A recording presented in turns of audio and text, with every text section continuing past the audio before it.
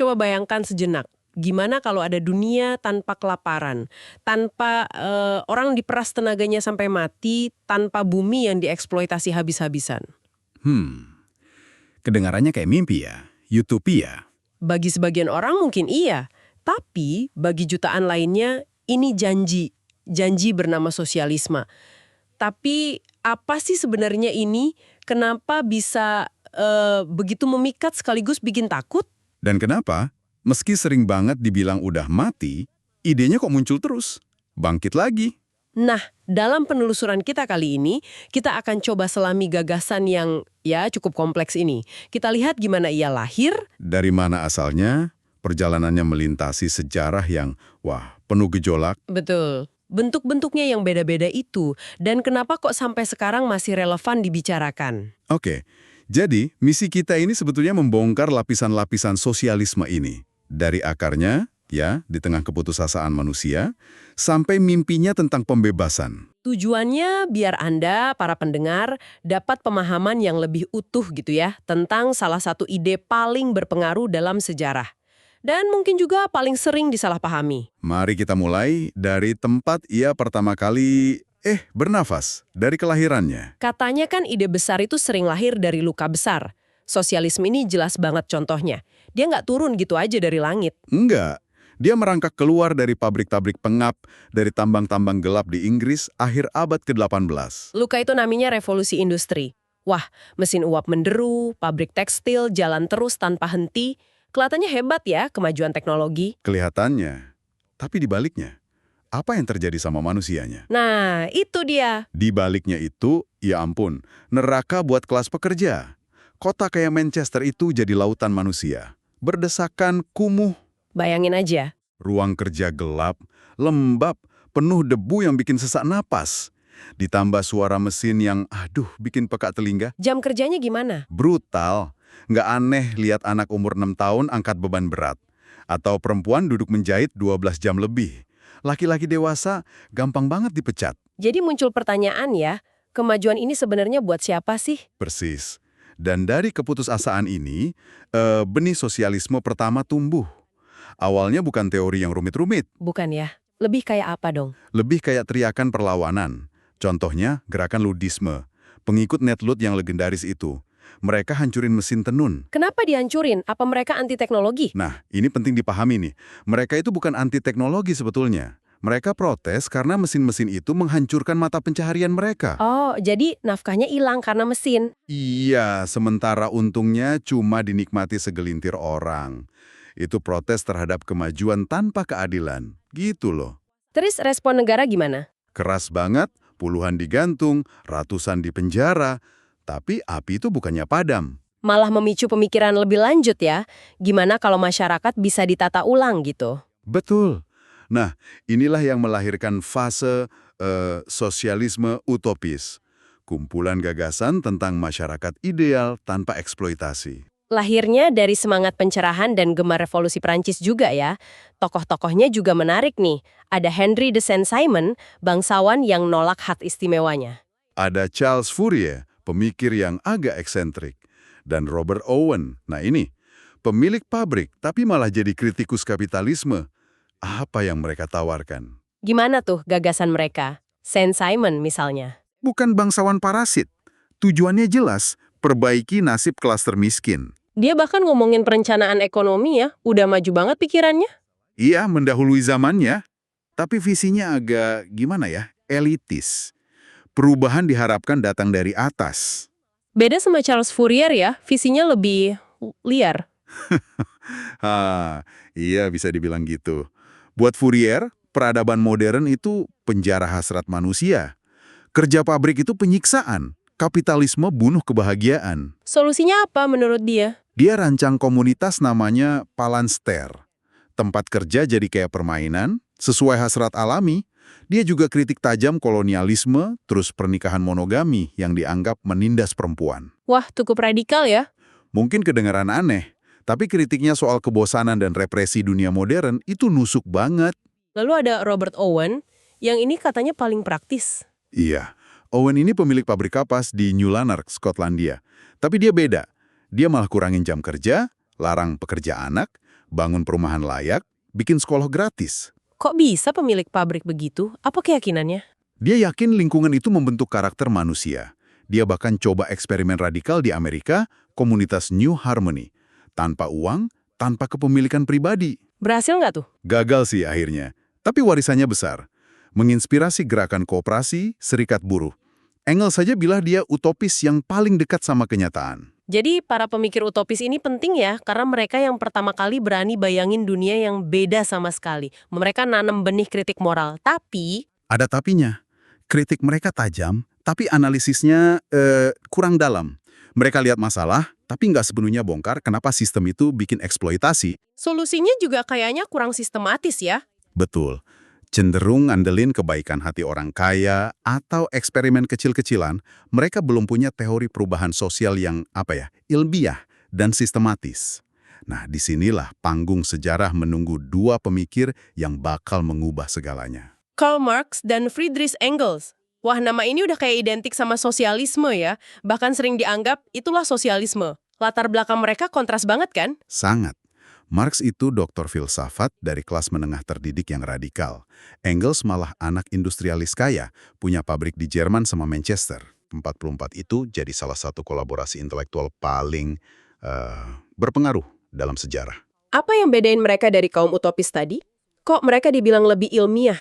Nah, mereka kritik sosialisme utopis karena dianggap nggak ilmiah itu. Marx dan Engels mengembangkan yang namanya materialisme historis. Materialisme historis. Itu apa intinya? Intinya gini, sejarah manusia itu nggak digerakkan oleh ide-ide hebat atau niat baik, tapi oleh konflik ekonomi yang nyata, terutama pertentangan antar kelas sosial. Jadi bukan kesadaran yang nentuin keadaan sosial, tapi sebaliknya ya. Tepat, Marx bilang gitu, keberadaan sosial kita yang nentuin kesadaran kita. Cara kita mikir itu dibentik oleh posisi kita dalam sistem produksi.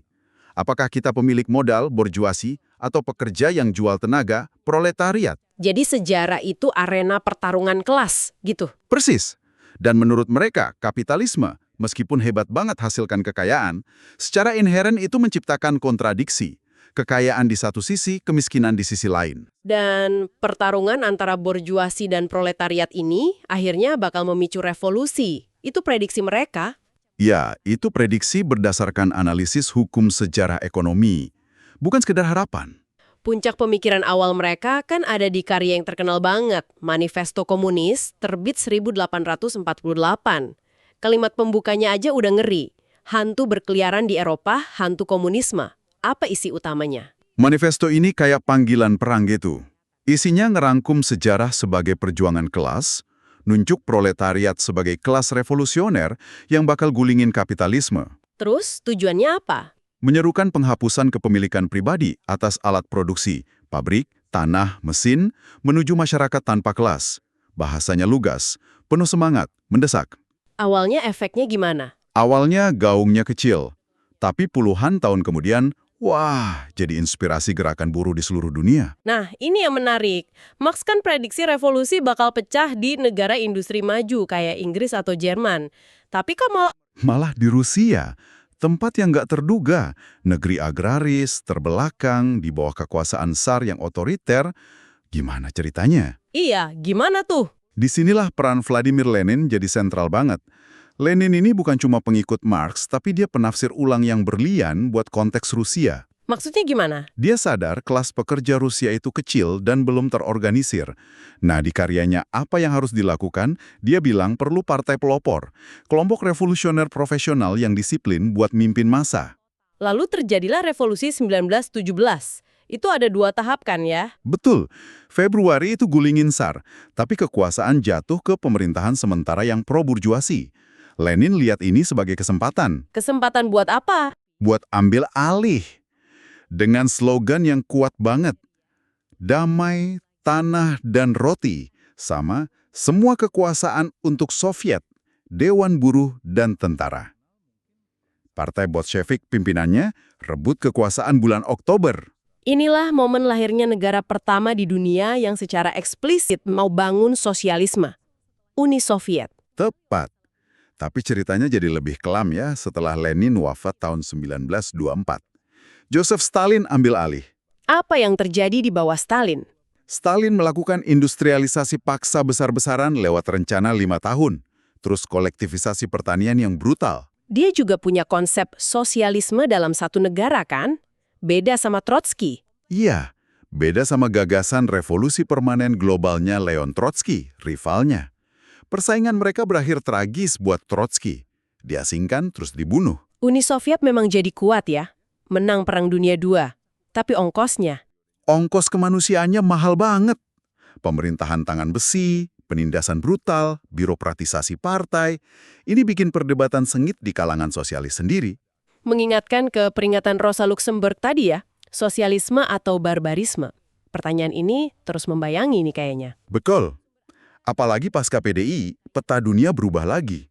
Sosialisme nyebar luas, tapi nggak satu jenis. Dia adaptasi sama konteks lokal.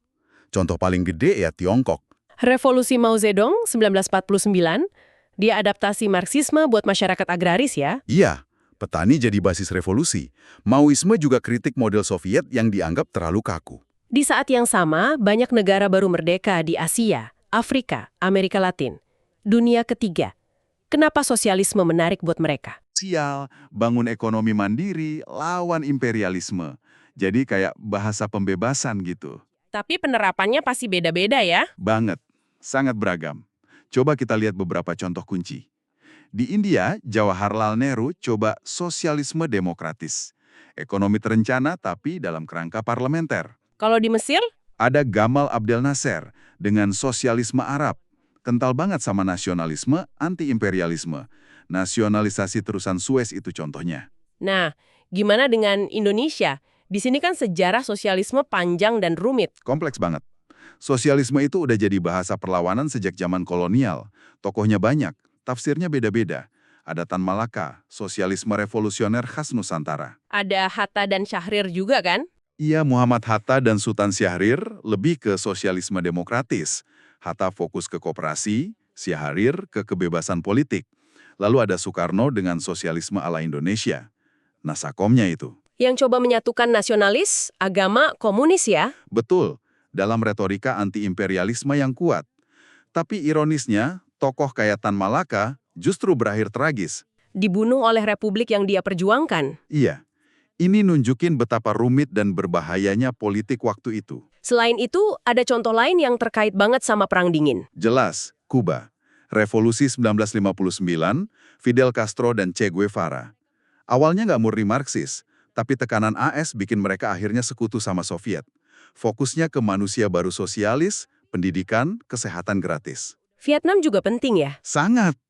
Ho Chi Minh pakai Marxisme-Leninisme sebagai ideologi perjuangan lawan Prancis dan AS. Kemenangan Vietnam itu signifikan banget. Ada juga upaya kayak Ujamaah atau kekeluargaan oleh Julius Nyerere di Tanzania. Tapi banyak juga yang berakhir tragis ya, kayak di Chili. Betul, Salvador Allende di Chili yang terpilih demokratis malah dikudeta. Banyak eksperimen ini gagal karena kudeta atau tekanan dari luar. Jadi sosialisme di dunia ketiga itu warnanya banyak, tapi tantangannya juga banyak. Ada yang demokratis, ada yang otoriter, kadang bawa kemajuan sosial, tapi sering juga masalah ekonomi dan represi. Persis. Tapi penting kita lihat ini sebagai respons historis terhadap luka kolonialisme dan ketidakadilan global. Upaya cari jalan sendiri menuju martabat dan kesetaraan, meskipun sulit. Dan ini bawa kita kembali ke jantung gagasan sosialisme itu sendiri ya. Yaitu, Bahwa sosialisme itu intinya proyek pembebasan manusia. Sejak awal kan reaksi terhadap penindasan. Feodal, kapitalis, kolonial. pertanyaan dasarnya, gimana manusia bisa benar-benar bebas? Bebas dari apa aja? Marx fokusnya ke bebas dari eksploitasi ekonomi, kerja yang mengasingkan, merebut kendali atas alat produksi, waktu, hidup. Betul. Tapi sejarah nunjukin, pembebasan itu dimensinya banyak. Gerakan antikolonial memperluasnya jadi pembebasan nasional. Bebas dari dominasi asing, kuasai sumber daya sendiri, tentukan nasib sendiri. Terus muncul kesadaran kalau bebas kelas dan nasional belum tentu bebasin perempuan. Lahirlah sosialisme feminis. Ya, yang lihat kaitan kapitalisme dan patriarki. Mereka nuntut pembebasan ganda, kelas dan gender. Harus barengan, hancurinnya. nggak bisa nunggu salah satu. Dan sekarang, di era krisis iklim, muncul lagi dimensi baru, sosialisme ekologis. Yang bilang krisis lingkungan itu akibat logis dari kapitalisme yang rakus.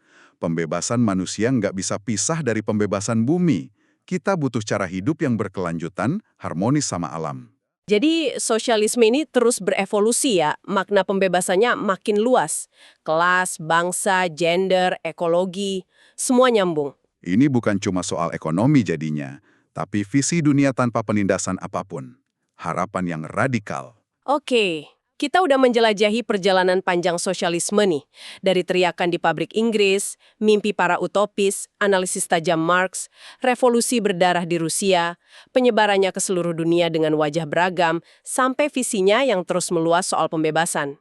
Ini bukan sekedar teori, tapi proyek emansipasi yang lahir dari rasa keadilan yang terusik. Mengingat lagi Rosa Luxemburg tadi, socialism or barbarism. Pilihan itu mungkin sekarang terasa lebih relevan ya, di tengah krisis global yang berlapis ini. Apakah kita mau terus di jalur yang destruktif, atau coba bangun sesuatu yang lain? Yang lebih adil, lebih berkelanjutan. Tapi sejarahnya juga penuh ironi pahit. Mimpi pembebasan seringkali jalan bareng sama realitas brutal. Nasib tragis dan malaka di Indonesia itu jadi pengingat getir. Seorang pejuang kemerdekaan yang justru dilenyapkan oleh revolusi yang dia bela sendiri. Nah, ini meninggalkan pertanyaan besar untuk Anda renungkan. Dengan semua kerumitan sejarahnya, penuh luka sekaligus harapan, apa sih makna perjuangan mewujudkan utopia yang tak pernah mati ini buat kita hari ini? Di tengah tantangan zaman sekarang, apa sebetulnya yang dituntut oleh ide ini dari kita saat kita melangkah ke depan?